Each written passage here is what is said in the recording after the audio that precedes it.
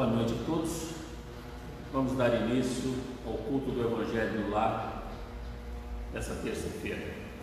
Para que possamos nos harmonizar, faremos uma leitura de uma mensagem do livro Pão Nosso, ditado pelo Espírito Emmanuel a Chico Xavier. Trabalhos imediatos.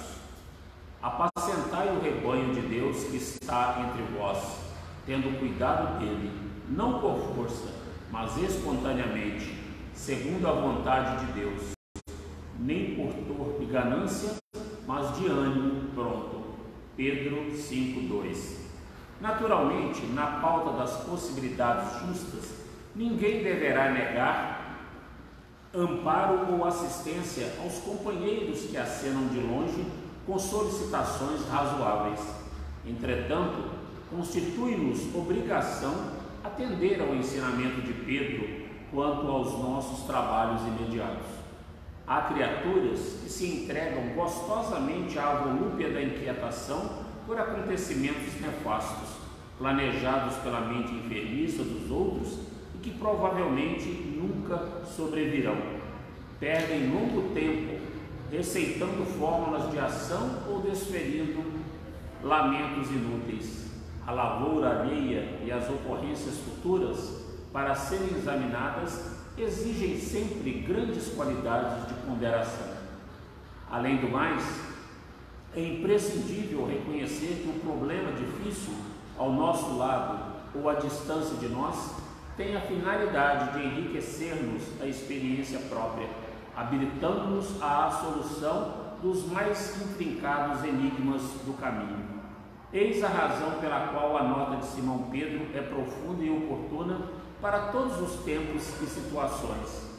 Atendamos aos imperativos do serviço divino que se localiza em nossa paisagem individual, não através de constrangimento, mas pela boa vontade espontânea, fugindo cada vez mais aos nossos interesses particularistas e de ânimo firme e pronto para servir ao bem, tanto quanto nos seja possível. Às vezes, é razoável preocupar-se o homem com a situação mundial, com a regeneração das coletividades, com as posições e responsabilidades dos outros.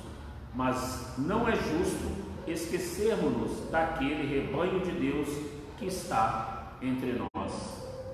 Então vamos elevar os nossos pensamentos até Deus, nosso Pai, rogando a Jesus, governador do orbe, a espiritualidade maior, dirigente dos trabalhos desta casa, que nos intui, vela por cada um de nós, encarnados e desencarnados aqui presentes, a nossa gratidão por mais essa oportunidade bendita do culto do Evangelho.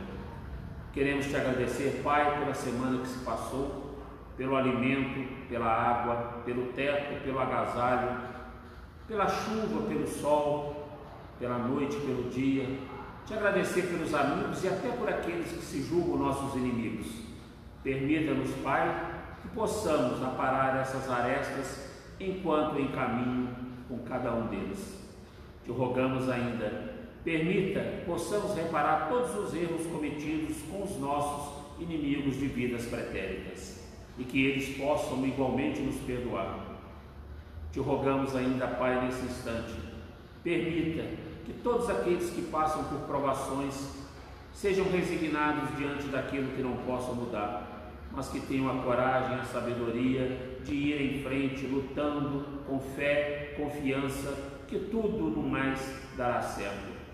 E ainda rogamos a nossa Mãe Santíssima possa levar a todos os nossos irmãos que partiram deste plano pela porta do suicídio, onde quer que se encontrem, serenidade, equilíbrio e paz, e que em breve possam estar no nosso seio novamente.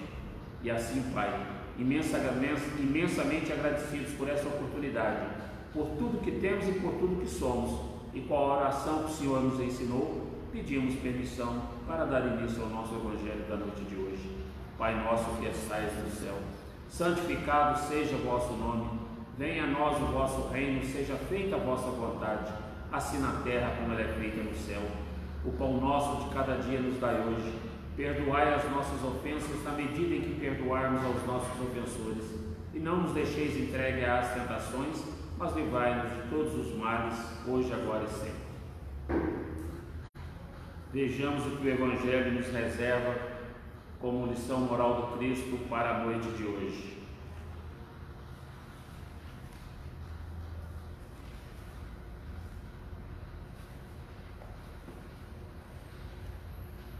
Nada é por acaso, já sempre dizemos isso aqui, do capítulo 28 das preces, a oração dominical. Prefácio. Os Espíritos recomendaram colocar a oração dominical à frente desta coletânea, não somente como prece, mas como símbolo de todas as preces. É a que coloca em primeiro plano, seja porque ela veio do próprio Jesus. São Mateus capítulo 6, versículos de 9 a 13. Seja porque pode substituir a todas, segundo o pensamento que se lhes fixa. É o mais perfeito modelo de concisão, verdadeira obra-prima de sublimidade na sua simplicidade. Com efeito, sob a mais restrita forma, resume todos os deveres do homem para com Deus, para consigo mesmo e para com o próximo. Encerra uma profissão de fé, um ato de adoração e de submissão, o pedido das coisas necessárias à vida e o princípio da caridade. Dizê-la em intenção de alguém é pedir para ele o que se pediria para si.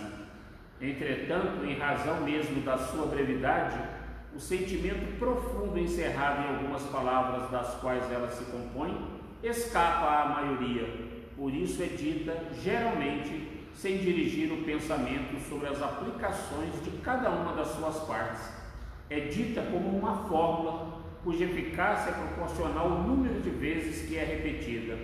Ora, é quase sempre um dos números cabalísticos, 3, 7 ou 9, tirados da antiga crença supersticiosa da virtude dos números e em uso nas operações da magia. Para completar o vago que a concisão dessa prece deixa no pensamento, segundo o conselho e com a assistência dos bons espíritos, foi juntada a cada proposição um comentário que lhes desenvolve o sentido e mostra suas aplicações. Segundo as circunstâncias e o tempo disponível, pode-se dizer, pois, a oração dominical simples ou desenvolvida. Realmente, a oração do Pai Nosso, muitas das vezes, nós a realizamos de acordo com os números cabalísticos. Oramos 3 vezes o Pai Nosso, 5 vezes, 7 vezes, 10 vezes, como se fosse pela quantidade da repetição, pela quantidade das palavras, que nós chegaremos até o nosso Pai maior. E o próprio Cristo, quando da oração dominical ensinando aos discípulos a orarem, já havia dito que não é pela multiplicidade das palavras, mas sim por aquilo que sai dos nossos corações. É a intenção que vale. E assim a prece diz: Pai nosso que estais no céu, santificado seja o vosso nome. E os Espíritos nos diz: cremos em vós, Senhor, porque tudo revela o vosso poder e a vossa bondade. A harmonia do universo testemunha uma sabedoria, uma prudência e uma previdência que suplantam todas as faculdades humanas. O nome de um ser soberanamente grande e sábio está inscrito em todas as obras da criação, desde o ramo de erva e no menor inseto, até os astros que se movem no espaço. Por toda parte vemos a prova de uma solicitude paternal. Por isso, cego é aquele que não vos reconhece em vossas obras, orgulhoso aquele que não vos glorifica e ingrato aquele que não vos rende ação de graça. E aí a segunda parte: venha o vosso reino. Senhor, destes aos homens leis cheias de sabedoria e que fariam a sua felicidade se as observassem. Com essas leis fariam reinar entre eles a paz e a justiça, se ajudariam mutuamente em lugar de prejudicarem como fazem. O forte sustentaria o fraco em lugar de esmagá-lo, evitariam os males que engendram os abusos e os excessos de todos os gêneros. Todas as misérias deste mundo vêm da violação de vossas leis, porque não há uma só infração que não tenha consequências fatais. Destes ao animal o instinto que se lhe traça o limite do necessário e com isso maquinalmente se conforma. Mas ao homem, além desse instinto, destes a inteligência e a razão, destes também a liberdade de observar ou infringir aquelas de vossas leis que lhe concernem pessoalmente, quer dizer, de escolher entre o bem e o mal, a fim de que tenha o mérito e a responsabilidade das suas ações. Ninguém pode pretextar ignorância de vossas leis, porque em vossa previdência paternal quisestes que elas fossem gravadas na consciência de cada um, sem distinção de culto nem de nações. Aqueles que as violam é porque vos desconhecem. Dia virá em que, segundo a vossa promessa, todos as praticarão, então a incredulidade terá desaparecido. Todos vos reconhecerão por soberano Senhor de todas as coisas, e o reino de vossas leis será o vosso reino na terra. Dignai-vos, Senhor, apressar o seu advento, dando aos homens a luz necessária para conduzi-los ao caminho da verdade.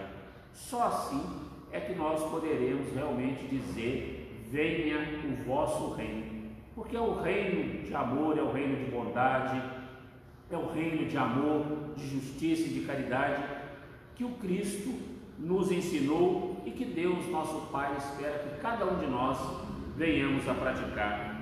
Seja feita a vossa vontade na terra como no céu.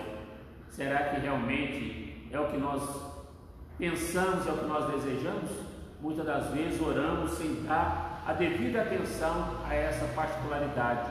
Seja feita a vossa vontade, porque na realidade é a nossa vontade que nós esperamos que ocorra. E assim os Espíritos nos dizem: se a submissão é um dever do filho com relação ao pai, do inferior para com o superior, quanto não deve ser maior a da criatura com relação ao seu Criador?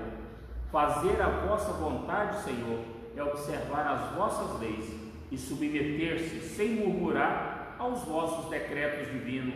O homem a isso se submeterá quando compreender que sois a fonte de toda sabedoria e que sem vós ele nada pode. Então fará vossa vontade na terra como os eleitos do céu. Assim nós devemos agir. Nós devemos deixar que realmente seja feita a vontade do Pai, os seus decretos divinos, que muitas vezes nós desconhecemos. E como já nos ensinou a espiritualidade maior, ainda nos falta um sentido para que possamos compreender todos os ensinamentos do Cristo. Então ainda está por vir o dia que nós entenderemos todos os ensinamentos que o Cristo veio nos trazer. Ainda não nos cabe conhecer tudo.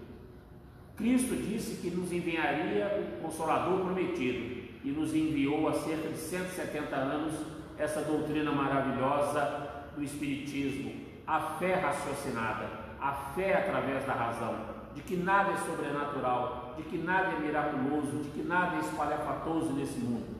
Tudo é lei natural regendo o universo, são as leis de Deus. Dai-nos o pão de cada dia. Eu sempre costumo dizer isso. Ele não disse para que pedíssemos o pão para amanhã, para depois da manhã, o pão nosso de cada dia. O que os Espíritos nos dizem?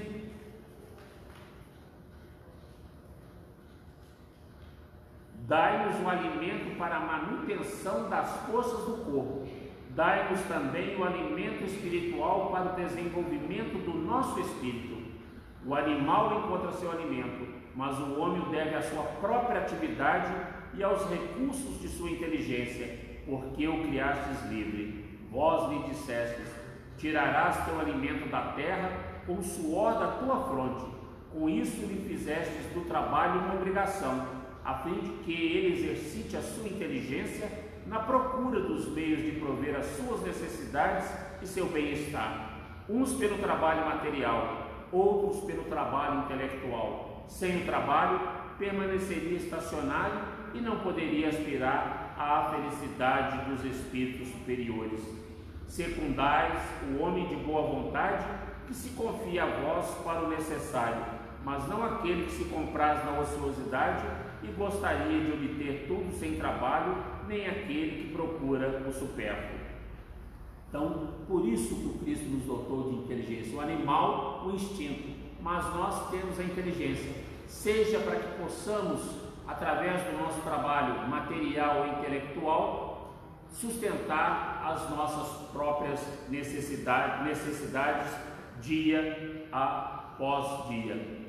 Perdoai as nossas dívidas, como nós as perdoamos àquele que nos deve. Perdoai as nossas ofensas, como perdoamos aqueles que nos ofenderam. Será que realmente, como a gente ora a oração que o Cristo nos ensinou, será que realmente nós perdoamos aqueles que nos devem? Será que nós realmente perdoamos aqueles que nos ofenderem? Ou que nos ofendem? Eu sempre, quando faço essa oração, nessa parte eu digo: perdoai as minhas ofensas na medida em que eu perdoar aos meus ofensores. Como eu posso querer que o Pai, o nosso Deus, Jesus, possa me perdoar se eu não tenho a benevolência e indulgência para com os meus irmãos e perdoar aquilo que eles possam ter me causado? Então nós temos que aprender realmente a perdoar. Nós não podemos querer somente que o Cristo, que Deus nos perdoe as nossas faltas. Seria muito egoísmo da nossa parte. Então nós temos que aprender a perdoar, da mesma forma que gostaríamos que fôssemos perdoados. Não nos abandoneis à tentação, mas livrai-nos do mal. Dai-nos, Senhor, a força de resistir às sugestões dos maus espíritos, que tentarem desviar-nos do caminho do bem, em nos inspirando maus pensamentos. Nós já vimos da questão 459 do Livro dos Espíritos, quando Kardec indagou na espiritualidade. Influi a espiritualidade em nossos atos, em nossos pensamentos, em nossas atitudes? E ele obteve como resposta: sim, muito mais do que podeis imaginar. De ordinário são eles que nos regem. Então, por aí dá para a gente perceber que a todo tempo nós estamos sendo influenciados pela espiritualidade. Mas que tipo de influência nós estamos recebendo? Uma influência boa ou uma influência maléfica? Depende dos nossos pensamentos, depende dos nossos sentimentos.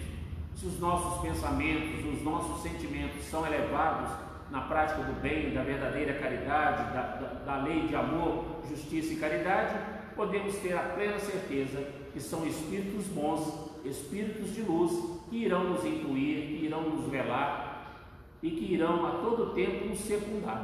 Mas se nós temos os nossos corações movidos por sentimentos outros, que não o ódio, rancor, maledicência, vingança, com certeza os espíritos que irão se aproximar de nós são espíritos que se comprazem também com esse tipo de sentimento. Porque quando o homem morre, ele leva para a espiritualidade aquilo que ele praticou aqui no plano da carne, ou seja, as virtudes ou os defeitos. Então esses espíritos que partiram levando consigo esses defeitos se aproximarão de nós pela sintonia que estamos emitindo, pelos nossos pensamentos e pelas nossas atitudes. Por isso que nós temos que tomar cuidado para que não permitamos que esses irmãos que ainda não se desvencilharam da matéria, que ainda não se despojaram, mesmo estando no plano espiritual, desses sentimentos contrários à lei de justiça, de amor e de caridade, possam nos intuir, possam influenciar no nosso dia a dia, intuindo-nos na prática dos males. E termina: assim seja, preza a vós, Senhor, que os nossos desejos se cumpram, mas nós inclinamos diante de vossa sabedoria infinita, sobre todas as coisas que não nos é dado compreender, que seja feito segundo a vossa santa vontade, e não segundo a nossa, porque não quereis senão o nosso bem, e sabeis melhor do que nós o que nos é útil.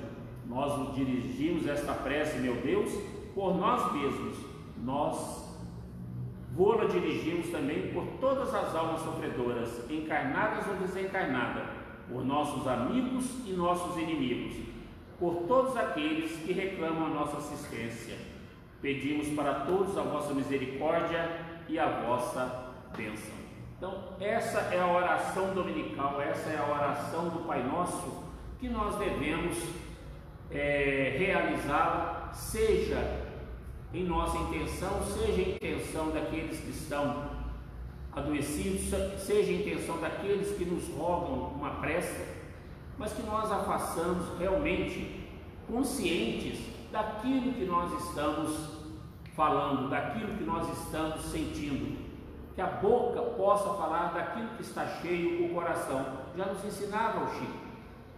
Então, que nosso coração esteja sempre cheio de bondade, de indulgência, de perdão, das qualidades necessárias para que nós realmente sejamos verdadeiros espíritas cristãos. Então vamos elevar os nossos pensamentos mais uma vez a Deus, a Jesus, nosso Pai, guia e modelo, agradecendo a espiritualidade maior que nos intuiu, nos assistiu na tarde de hoje, e que possamos, Senhor Jesus, no nosso dia a dia, compenetrarmos de todos os vossos ensinamentos, hoje em especial com a prece da oração dominical ou a oração do Pai Nosso, que nós possamos endereçá-la sempre àqueles que nós amamos, mas também àqueles que ainda se julgam nossos inimigos, a fim de que possamos ir amenizando essas arestas enquanto em curso com todos eles. Te agradecemos imensamente, Pai, a palavra de gratidão por tudo que temos e por tudo que somos. E com a oração de Maria, pedimos permissão para encerrar a prática do culto do Evangelho da noite de hoje. Ave Maria, cheia de graças, o Senhor é convosco. Bendita sois vós entre as mulheres, bendito é o fruto do vosso ventre, Jesus. Santa Maria, Mãe de Jesus, rogai por nós, pecadores, agora e na hora do nosso desencarne, que assim seja. Gratidão mais uma vez por tudo, Pai.